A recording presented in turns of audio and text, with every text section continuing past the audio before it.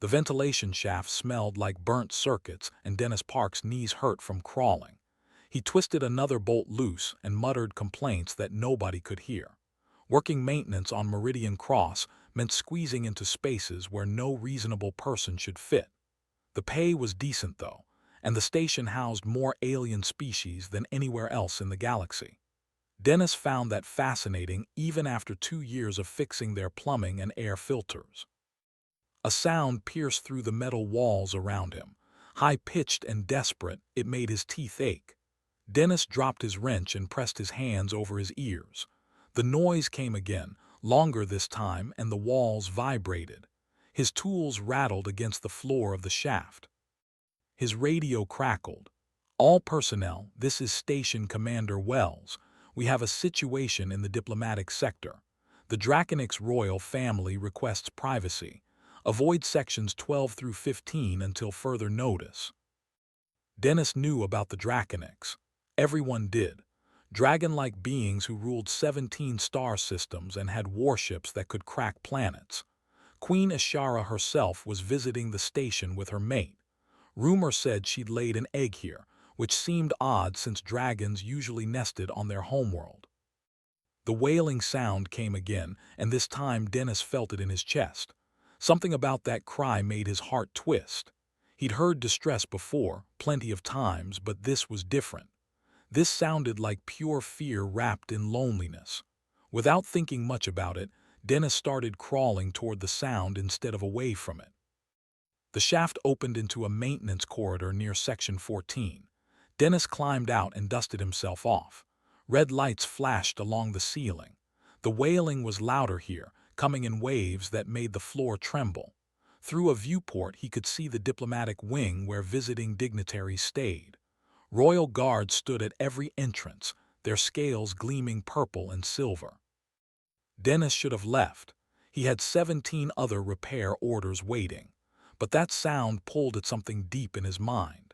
His grandmother had been a nurse, and sometimes she brought him to the children's ward. He remembered the scared crying of sick kids and how she always knew just what to do. He hummed without meaning to, just a simple tune his grandmother sang when he was small and couldn't sleep. The lullaby floated down the empty corridor. The crying stopped. Dennis froze. Complete silence filled the hallway for 5 heartbeats. Then the wailing erupted again, twice as loud. The viewport cracked.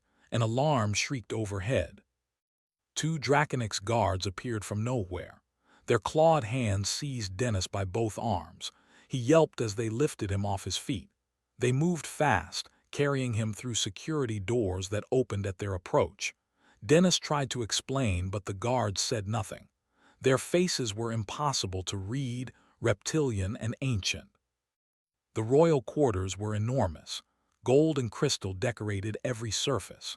The ceiling stretched up 3 stories and showed a projected view of a purple nebula. In the center of the room sat a cradle made of floating crystal shards that revolved slowly in the air.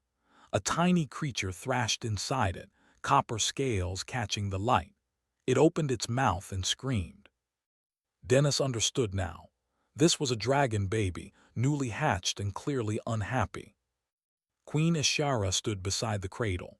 She towered over everything, her golden scales dimmed with exhaustion. Her eyes glowed like melted copper as she stared at Dennis. Next to her stood Prince Consort Varos, midnight blue with silver markings. Both looked like they hadn't slept in days. "You made the sound stop," Ishara said. Her voice resonated in Dennis's bones. "How?" Dennis swallowed hard. "I was just humming, Your Majesty. I didn't mean to intrude." "Do it again, not a request." Dennis's mouth went dry. The baby dragon wailed again and the crystal shards spun faster. Cracks appeared in the walls. He started humming the lullaby, feeling ridiculous. A maintenance worker singing to dragon royalty. His voice shook at first but steadied as he focused on the tune. The baby's cries softened, its copper eyes fixed on Dennis. The small dragon went quiet, making soft chirping sounds. Dennis kept humming, afraid to stop. "Impossible," Varos whispered. "We tried every calming technique known to our people. 6 hours of crying, nothing worked. A crystalline being floated into the room. Quill, the station's chief medical officer, had a body like living glass that chimed softly when it moved. The hatchling's resonance chambers are underdeveloped. Premature birth. He cannot process Draconic's frequencies properly yet. But he hears the human. Ishara moved closer to Dennis. Up close she was terrifying and magnificent. Human vocal ranges fall in a different spectrum, apparently one the hatchling can understand. Quill examined readings on a floating screen. Remarkable. Dennis kept humming. His throat was getting dry. The baby dragon's breathing slowed and its eyes started to close. Relief washed over the room like a physical wave. Dennis could feel the tension draining from the two massive dragons. The baby's eyes snapped open. It looked around in panic and started crying again, louder than before. Dennis's humming wasn't enough anymore. He sat down cross-legged on the floor without asking permission. Taking a breath, he started singing the lullaby properly with all the words his grandmother taught him. The baby watched him intensely. The crying stopped. Small chirps replaced the wails. Dennis sang about stars and dreams and safe, warm places. The dragon baby's eyes began to close again. This time Dennis didn't stop. He moved into a second verse, then a third he made up on the spot. Queen Ishara sank down beside her child's cradle. Her massive head lowered until she was eye level with Dennis. "What is your name, human?" "Dennis Park, your majesty." "You will stay, Dennis Park, until my son sleeps." Her voice was gentle now, a mother's voice rather than a queen's. Dennis nodded and kept singing. He watched the small copper dragon drift toward sleep, its tiny chest rising and falling.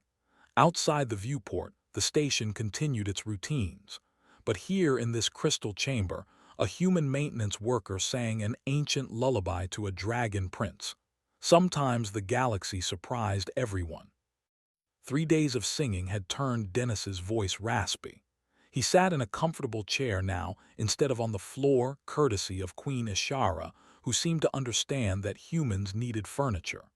The baby dragon slept in his crystal cradle, making small snoring sounds that reminded Dennis of a cat's purr.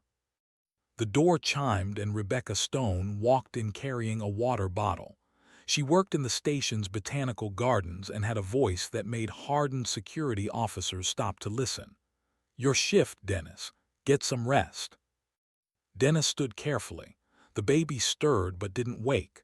Rebecca settled into the chair and began a soft folk ballad about rivers and moonlight. The dragon's breathing stayed calm and steady. In his new quarters next to the royal chambers, Dennis collapsed on the bed. He'd never imagined living in the diplomatic sector. His old room had been a cramped cube in the workers' wing with a view of the recycling processors. This room had actual space, a real bathroom, and a viewport showing open stars. Sleep took him fast. He dreamed of humming through endless corridors while baby dragons followed behind like ducklings. A knock woke him 4 hours later. Prince Consort Varro stood in the doorway, his midnight scales catching the light. "The Queen requests your presence." Dennis splashed water on his face and followed. In the main chamber, Ishara watched Rebecca sing while Leo Cross, the station botanist, waited his turn. Leo had a deep voice that rumbled like distant thunder. The baby seemed fascinated by him. "We have named him Lyric," Ishara said when Dennis entered, "for the songs that saved him." Dennis smiled at that. The name fit. Lyric's copper scales had brightened since that first day. He looked healthier, stronger. "I need to understand something," Ishara continued. "Why do human songs work when our most ancient harmonics fail?" Quill floated nearby, projecting medical scans. "I have been studying this. The hatchling's resonance chambers developed incorrectly due to the premature hatching. He cannot process the telepathic harmonics that Draconics use for parent-child bonding. However, human vocal cords produce sound waves in a frequency range his underdeveloped chambers can receive." "So it's just frequency?" Varros asked. Not entirely, Quill adjusted the projection. I noticed something else. The hatchling responds to emotional content. Happy songs make him playful. Sad songs help him sleep. Your species communicates telepathically with precision, but less emotional nuance in actual voice. Humans put feelings into their sounds naturally. Dennis had never thought about it that way. He just sang the way his grandmother taught him, letting the emotions flow through the words. Ishara moved to the cradle and touched her son's head gently. When will his chambers develop properly? Another month, perhaps two. He is growing fast and his biology is adapting. Eventually he will hear your voice as he should. But until then he needs the humans. Ishara's eyes found Dennis. This is difficult for me to accept. My people have raised hatchlings for 10,000 years. The traditions are sacred. Dennis understood pride. He'd seen it in every species on the station. Your Majesty, you're doing what's best for Lyric. That's what good parents do. Something softened in Ishara's expression. She nodded slowly. The High Council is coming. They have heard about this situation and they are not pleased. They believe humans are interfering with Draconic's traditions. Dennis's stomach dropped. The High Council ruled over all Draconic's territories. Their word was absolute law for billions of dragons. When do they arrive? Varos asked, tension in his voice. Tomorrow, Elder Counselor Thorn leads them. He is very traditional, very proud. Ishara looked at Dennis. He will want to test whether Lyric truly needs human songs or if we have simply given up too easily. Rebecca stopped singing. Lyric whimpered in his sleep. She quickly resumed and the baby settled again. What kind of test? Dennis asked. Isolation. Lyric with only Draconic's caretakers for a full day. If he survives without damage, they will insist we return to traditional methods regardless of his distress. Ishara's voice carried heavy sadness. Leo spoke up. That's cruel, he's just a baby. They do not see it that way. To them, a Draconic's hatchling must learn Draconic's ways from birth. Having humans calm him is seen as weakness, contamination even. Varos moved beside his mate. We will fight them, but they have authority here. Dennis's mind raced. He'd gotten attached to Lyric over these 3 days. The little dragon had grabbed his finger once with tiny claws and chirped at him. Those copper eyes held intelligence and personality. Putting him through a test that would terrify him seemed wrong. I'll do whatever you need, Dennis said. If they want me to teach the Draconic's caretakers the songs, I will. If they want me to leave, I'll leave. Whatever is best for Lyric. Ishara studied him for a long moment. You care for him, not because he is royalty or because it gains you status. You simply care. He's a baby who was scared. Anyone would help. No, Ishara said firmly. Not anyone. Many species would have ignored his cries or demanded payment for assistance. You acted from kindness. That is why I will fight for you to stay when the council arrives. The door chimed. A guard entered and bowed. Your Majesty, the council's ship has entered the system. They will dock in 8 hours. Ishara straightened to her full height. Then we prepare. Dennis, Rebecca, Leo, I want you rested and ready. Show them what you have done for my son.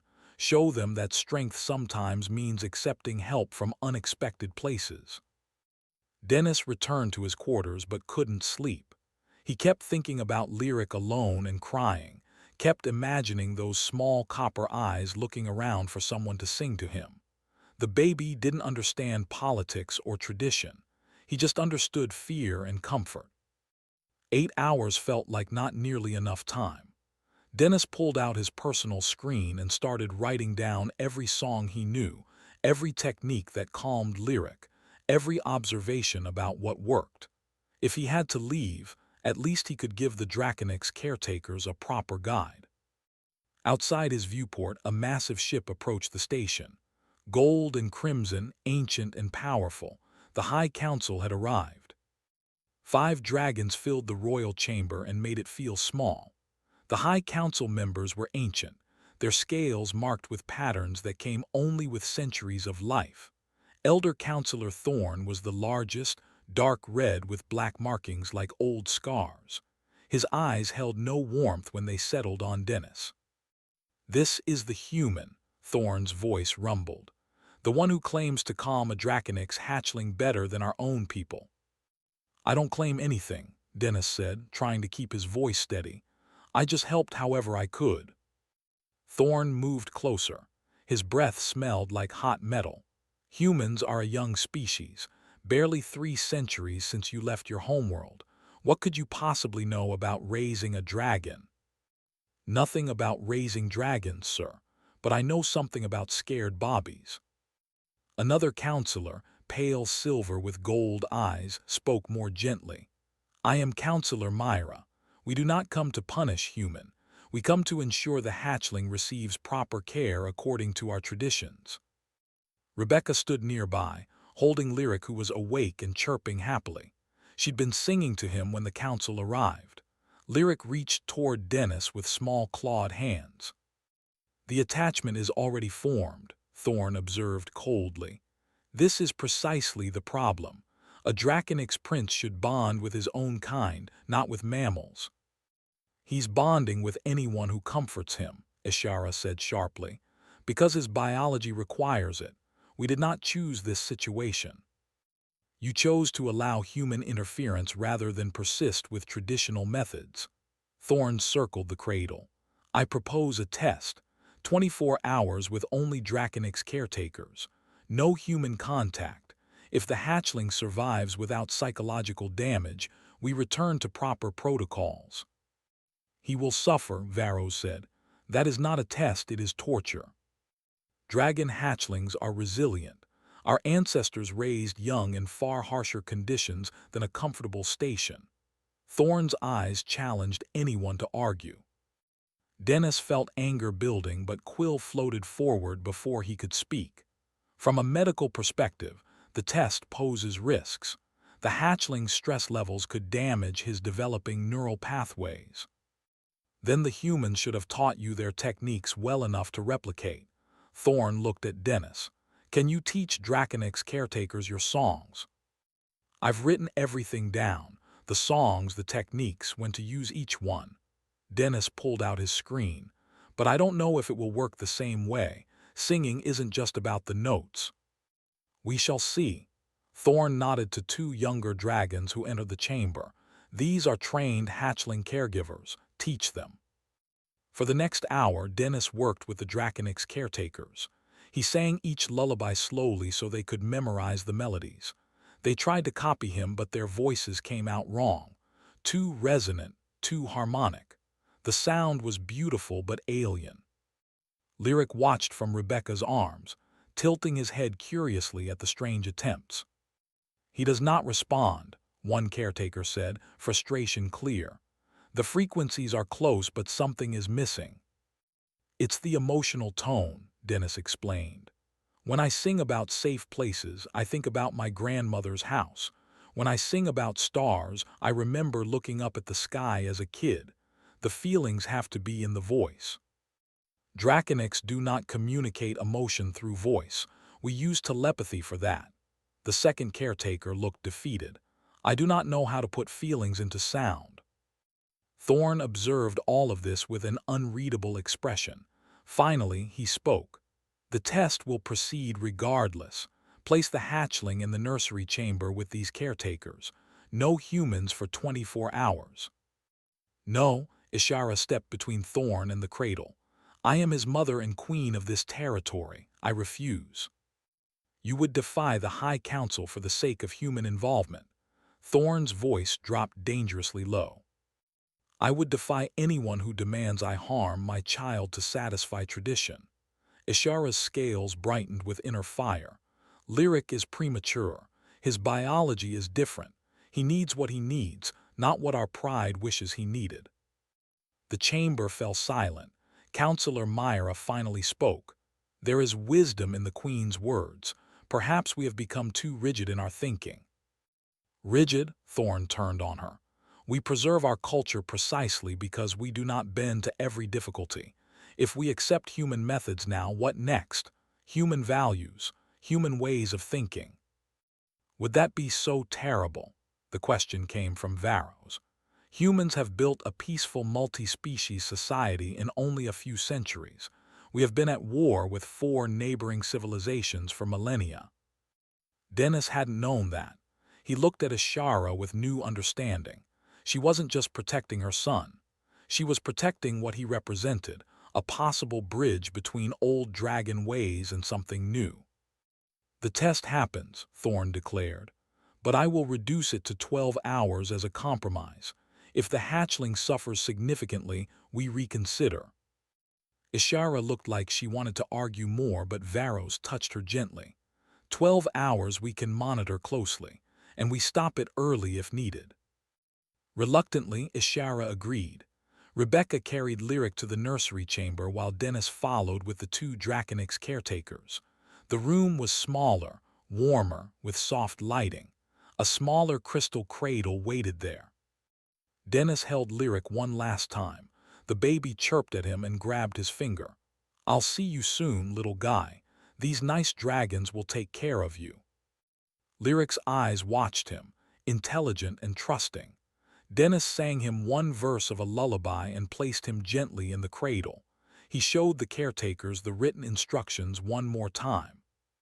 Walking out of that room was one of the hardest things Dennis had ever done. The door sealed behind him, and he heard Lyric start to cry. Hour 5 felt like hour 50. Dennis sat in the observation room with Ishara and Varros, watching monitors that showed the nursery. The 2 Draconix caretakers tried everything. They sang the lullabies Dennis taught them. They held Lyric gently. They tried traditional dragon harmonics mixed with human melodies. Lyric cried. His small voice grew hoarse from the effort. The caretakers looked increasingly desperate. This is wrong, Rebecca said from behind Dennis. She and Leo had joined the vigil. He's exhausted himself. On screen, Lyric's cries weakened to whimpers. He lay in the cradle, sides heaving. The caretakers attempted another lullaby, but their voices couldn't capture what was needed. The attempt sounded mechanical despite their best efforts. Their hearts are in it, Leo observed, but something gets lost in translation. Quill floated nearby, monitoring readings. His stress hormones are elevated but not yet dangerous. However, he has stopped eating. That is concerning. Hour 8. Lyric no longer had the energy to cry loudly. He made small, distressed sounds between labored breaths. One caretaker held him constantly now, rocking gently and trying to hum. Varros stood abruptly. Enough, I am stopping this. Wait, Thorn's voice came from the doorway. The elder counselor had been watching from his own chambers. 3 more hours remain. Look at him, Varros gestured at the screen. You can see his suffering. I see a hatchling learning that comfort does not always come easily. But Thorn's voice held less certainty than before. He moved closer to watch the monitors. Hour 10. Lyric lay very still. His eyes were open but glazed. The caretakers had given up trying to sing. They simply held him, radiating their own distress. Counselor Myra entered the observation room. Thorn, this proves nothing except that the hatchling's condition is exactly as described. His biology cannot process what we offer. It proves that human methods have created dependency. Thorn's words sounded hollow even to him. Or it proves that each hatchling is unique and requires individual care. Myra's gold eyes were firm. Our traditions are guides, not chains. When did we forget that? On the monitor, Lyric suddenly convulsed. His small body shook and the caretakers panicked, calling for medical help. Ishara didn't wait for permission. She ran from the observation room. Dennis followed without thinking. They burst into the nursery together. Lyric lay trembling in the caretaker's arms. His copper eyes found his mother and fresh tears came. The sound he made broke something in the room. Not quite a cry, too weak for that. Just pure misery. Then his eyes found Dennis. The baby reached out with one small clawed hand. Dennis crossed the room and took Lyric carefully. The dragon baby felt lighter than before. 10 hours without food or real rest. Dennis's anger at the whole situation threatened to choke him, but he pushed it down. Lyric needed calm, not rage. He sat on the floor and held the trembling baby close to his chest. Then he started to sing. His voice cracked on the first notes but steadied. The lullaby filled the quiet nursery. Lyric's shaking slowed. His breathing evened out. Those copper eyes stayed locked on Dennis's face as if afraid he might disappear. Ishara knelt beside them. She touched her son's head with one massive claw, infinitely gentle. "I am sorry, my little one. I am so sorry." The nursery door opened. Thorn entered, followed by the rest of the council. They stood in a half-circle, watching Dennis sing to the exhausted dragon baby. "You were right, human," Thorn said quietly. "I did not want to admit it. Our pride blinded us to a simple truth." "What truth?" Dennis kept singing between words, maintaining the melody. "That love and care take many forms, that tradition serves life, not the other way around." Thorn lowered his massive head, a gesture of respect. "I apologize to you, to Queen Ishara, and most importantly to this hatchling." Counselor Myra moved closer. "We have been so advanced for so long that we forgot about adaptation. Your species remembers it because you still practice it every day. You meet each challenge with creativity instead of established protocol." Lyric's eyes finally closed. His breathing settled into sleep. Dennis continued singing softly, not willing to risk waking him. "What do you recommend going forward?" Thorn asked Quill. The medical officer projected new scans. "The hatchling's resonance chambers are developing faster than predicted, possibly stimulated by the varied sounds he has been exposed to. In another month, perhaps less, he should be able to process Draconic's frequencies normally." "And until then," Myra asked. "He needs the humans, but I propose something additional." Quill adjusted the display. "The humans should teach willing Draconics how to sing with emotional content, not to replace our telepathy, but to add a new dimension to how we communicate." Thorn considered this, a cultural exchange. "More than that," Varro said, "a recognition that we can learn from younger species, that advancement is not just about age or power." Ishara looked at Dennis with deep gratitude. "Will you stay, not as a caretaker but as family, help raise my son to understand both our worlds?" Dennis looked down at Lyric sleeping peacefully in his arms. The baby's scales caught the light, turning from copper to gold and back. A dragon prince who needed lullabies and love just like any other child. "Yes," Dennis said simply, "I'll stay." Thorn straightened to his full height. "Then it is decided. Let this be the first act of a new treaty between Draconics and humans. We offer you more than thanks, Dennis Park. We offer you a place in our history." Dennis smiled at that, but his focus stayed on Lyric. History and treaties could wait. Right now, a baby dragon needed sleep and safety. Everything else would work itself out. The council members filed out quietly. Ishara remained, watching her son sleep. Varro stood beside her, his wing touching hers gently. "He is strong," Varro said. "He survived what we asked of him." "He should not have had to," Ishara replied. "But from this pain comes growth, for him and for our people." Dennis kept singing until he was sure Lyric was deeply asleep. Then he carefully placed the baby back in his cradle and stood. His legs had gone numb from sitting, but he didn't care. Lyric slept on, finally at peace. 2 weeks later, Lyric could fly, sort of.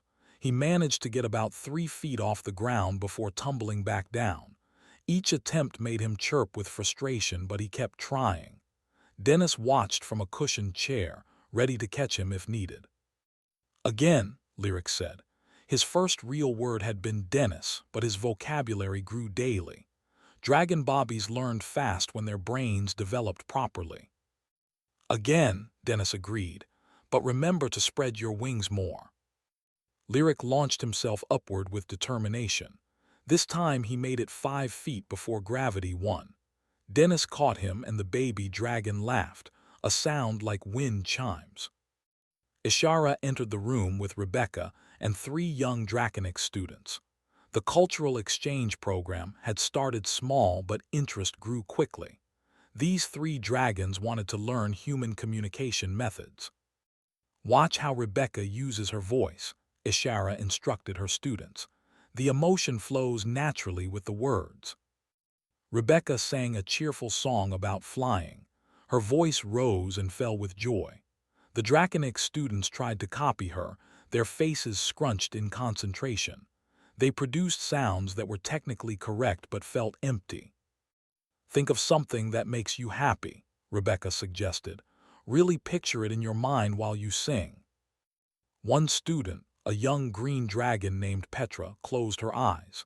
She sang again, and this time something shifted. The melody carried actual feeling. Petra's eyes snapped open in surprise. "I felt it," she exclaimed. "The emotion in the sound, it is like a new sense." Leo worked with the other 2 students, teaching them different emotional tones. Happy, sad, excited, calm. Each emotion changed how the voice carried the melody. It was clumsy at first, but progress happened. Lyric watched the lessons with interest. He chirped along sometimes, creating his own small melodies. His copper scales had grown brighter and larger. He looked healthier every day. Quill floated in with medical results. "The hatchling's resonance chambers are nearly fully developed. Another week, perhaps 2, and he should hear Draconic's frequencies properly." "Will he forget the songs?" Dennis asked, surprised by how much the thought bothered him. "No, his brain has mapped both types of sound processing. He will be bilingual in a sense, understanding both human emotional singing and Draconic's harmonic telepathy." Quill projected brain scans. "Actually, the exposure to human songs seems to have enhanced his overall auditory processing. He may have better hearing than typical Draconics." Ishara looked thoughtful, an unexpected benefit. "There is more," Quill continued. "I have been contacted by other species. They heard about the success with Lyric and want to know if human singing can help their young as well. A methane-breathing species called the Vorath has children who suffer from sensory processing issues." "Can we help them?" Rebecca asked. "Unknown, but they wish to try." Quill displayed a message. "They ask if humans would be willing to visit their colony station." Dennis looked at Leo and Rebecca. They shared glances and nodded. "We'll try," Dennis said, "but we're not experts. We just did what felt right for Lyric." "That may be exactly what they need. People who trust their instincts about caring for children." Quill's crystalline form chimed softly. "This could become something significant. Human emotional intelligence combined with other species' strengths." The door chimed, and Varros entered with Counselor Myra. They had been working on formal agreements between Draconics and human governments. "We have a proposal," Myra said. "Meridian Cross becomes the first official human Draconics cultural center, a place where both species learn from each other." "The Council has approved funding and resources," Varros added. "We have never done anything like this before. It represents a major shift in how we interact with younger species." "What would it involve?" Dennis asked. "Living quarters for human teachers, classrooms, performance spaces, areas for younglings of both species to interact safely." Myra projected plans. "Eventually, we hope other species join as well." Lyric flew up and landed on Dennis's shoulder. The baby dragon had claimed that spot as his favorite. He chirped happily and rubbed his head against Dennis's cheek. "See, this is what we want to encourage," Myra said, smiling. "Natural bonds that cross species lines. Lyric does not see you as alien, he sees you as family." "Speaking of family," Ishara said carefully, "Dennis, we would like to formally adopt you into our clan, not as a servant or employee, as actual family." Dennis blinked in surprise. "I don't understand." Among Draconics, those who raise a child together become family regardless of blood. You have helped raise Lyric. You comfort him when he is scared. You celebrate his accomplishments. That makes you family. Ishara's eyes were warm. If you accept, you would have all rights and protections of a clan member, and Lyric would legally be your nephew. Dennis's throat tightened with emotion. He looked at Lyric perched on his shoulder. The baby dragon watched him with trusting copper eyes. I accept. I would be honored. Varro stepped forward and placed one clawed hand on Dennis's head. It was a formal gesture, witnessed by everyone in the room. Then it is done. Welcome to Clan Ishara, Dennis Park. The weight of it hit Dennis suddenly. He was family to dragons, part of a clan that stretched back thousands of years, all because he sang lullabies to a scared baby. Lyric seemed to sense the importance of the moment. He chirped a little song, mimicking the lullaby Dennis sang most often. Everyone laughed at the attempt. He will be a bridge, Myra observed. Between old and new, between species, between ways of thinking. He is just a child, Ishara said fondly.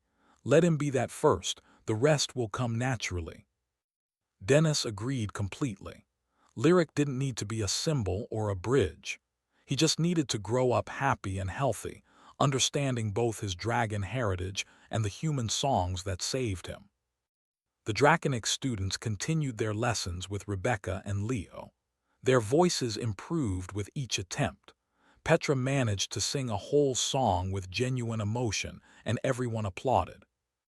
Outside the viewport, ships from a dozen species docked at Meridian Cross.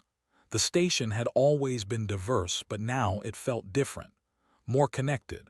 News of Lyric had spread through the galaxy. People watched to see what this human-dragon cooperation might become. Dennis didn't think much about the bigger picture. He focused on teaching Lyric new words, catching him when flying practice went wrong, and singing the same lullabies every night. Sometimes the biggest changes started with the smallest actions. A maintenance worker humming in a corridor, a mother asking for help despite her pride, a baby dragon learning that love came in many voices. 6 months transformed everything. Lyric was now the size of a large dog and could fly properly. His copper scales gleamed with health, and his eyes sparkled with intelligence. He spoke in full sentences, mixing human words with Draconic's telepathy without thinking about it. Dennis had adjusted to his new life, though sometimes he still found it surreal. He maintained his old job fixing station systems, but now he did it with a dragon prince following him through the corridors. Lyric loved learning how the station worked. He asked endless questions about everything. Why does this pipe carry water up when water wants to go down? Lyric tapped a coolant line with one claw. Pumps create pressure that pushes against gravity, Dennis explained. Like when you flap your wings to push against air. Lyric's eyes lit up with understanding. So the pump is like wings for water. Exactly. Dennis loved how Lyric made connections between concepts. The young dragon's mind worked differently than humans or typical draconics. He bridged both ways of thinking naturally. An alarm chimed on Dennis's radio. Medical emergency in Section 7. We need Dennis Park immediately. Dennis and Lyric ran toward the medical bay. When they arrived, they found a crowd gathered outside a sealed room. Inside, a small alien child lay crying behind thick glass. The child belonged to a methane-breathing species and needed an atmosphere humans couldn't survive in. What happened? Dennis asked the doctor on duty. The child is terrified, separated from her family due to a quarantine. She has not stopped crying for 3 hours. Her physiology is suffering from the stress. Dennis remembered getting that message from the Vorath species weeks ago. This must be one of their children. Can she hear us through the glass? There is an intercom system. The doctor gestured to a panel. Dennis pressed the button. Hello in there, my name is Dennis. Can you hear me? The crying paused slightly. A small voice responded in broken English. Scared, want mother. I know you are scared. Your mother will be back soon. Can I sing you a song while you wait? Silence, then what is song? Dennis smiled sadly. Her species must not use music. He pressed the intercom button and began singing a gentle lullaby. Through the glass he watched the small child's reaction. She tilted her head curiously. Lyric, can you hum along? Dennis whispered. Lyric understood immediately. He began adding Draconix harmonics under Dennis's melody. The combination created something neither species produced alone, rich and layered, emotional and resonant at once. The child's crying stopped. She moved closer to the glass, pressing small hands against it. Her breathing slowed to match the rhythm of the song. Dennis and Lyric continued for several minutes. The child eventually sat down and closed her eyes. By the time they finished, she was calm and peaceful. The doctor stared in amazement. That worked better than any medication we tried. Sometimes children just need to feel less alone, Dennis said. Word spread fast. Within hours, delegates from 6 species arrived at Meridian Cross asking for consultations. Could human Draconix harmonic therapy help their children too? They're sick. They're traumatized. Ishara called a meeting in the council chambers. Dennis, Lyric, Rebecca, and Leo attended, along with medical staff and diplomats. We have an opportunity, Ishara began, to create something unprecedented, a new field of medicine that combines emotional intelligence with harmonic resonance. Quill projected data. My research shows that different species respond to different combinations. Some need pure emotion, some need pure harmonics, many need both. Humans and Draconix together can provide a range that covers most known species. You are proposing we teach this systematically? Counselor Myra asked. Yes, training programs, medical certifications, a whole new discipline. Quill's crystalline body glowed with excitement. Lyric is proof of concept. He practices this naturally. Everyone looked at the young dragon. Lyric straightened under the attention. I want to help others, like Dennis and Mother helped me. You are too young for such responsibility, Varro said gently. But I can learn. Lyric's voice carried determination. Teach me properly. I will be the first official harmonic therapist. Dennis felt pride swell in his chest. Lyric had grown from a terrified hatchling into a confident young dragon who wanted to use his unique abilities to help others. We can start a school, Rebecca suggested. Train humans in emotional expression and Draconix in harmonic control, graduate teams that work together. Meridian Cross Cultural Center could house it, Leo added. We already have the infrastructure. The discussion continued for hours. Plans formed and reformed. Funding was allocated. Curriculum was debated. Through it all, Lyric sat beside Dennis, listening and learning. That evening, back in the royal quarters, Dennis sang Lyric his bedtime song as always. But this time, Lyric sang along in perfect harmony. His voice had matured enough to blend human melody with Draconix harmonics seamlessly. Ishara watched from the doorway, her expression tender. When the song ended, she approached. You gave me back my son, she said quietly. But you gave him more than life. You gave him purpose and identity. He will never be fully Draconix or fully influenced by humans. He will be something new. Is that good? Dennis asked. It is perfect. The galaxy needs beings who understand multiple perspectives, who can bridge divides naturally. Ishara touched Lyric's sleeping head. He will face challenges. Some Draconix will see him as contaminated. Some humans will see him as alien, but he will have something stronger than pure heritage. What is that? He will have love from both worlds. He will have family across species. He will have proof that differences make us stronger, not weaker. Ishara's eyes met Dennis's. Thank you for showing us that. Dennis looked at Lyric sleeping peacefully. 6 months ago, he had been a maintenance worker fixing pipes.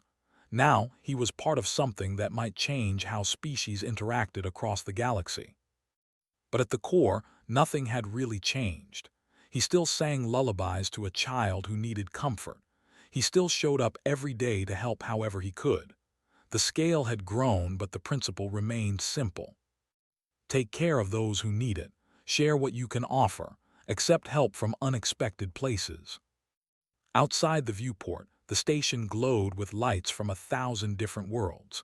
Ships came and went, carrying news of the human who sang to a dragon, carrying hope that old divides could be crossed with something as simple as a song.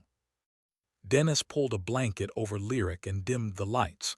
Tomorrow would bring new challenges and opportunities. Tonight was for rest. He hummed softly as he walked to his own quarters. The same lullaby his grandmother taught him, the same melody that had started everything. Some songs echoed farther than anyone could imagine, and sometimes a maintenance worker humming in a corridor could change the galaxy.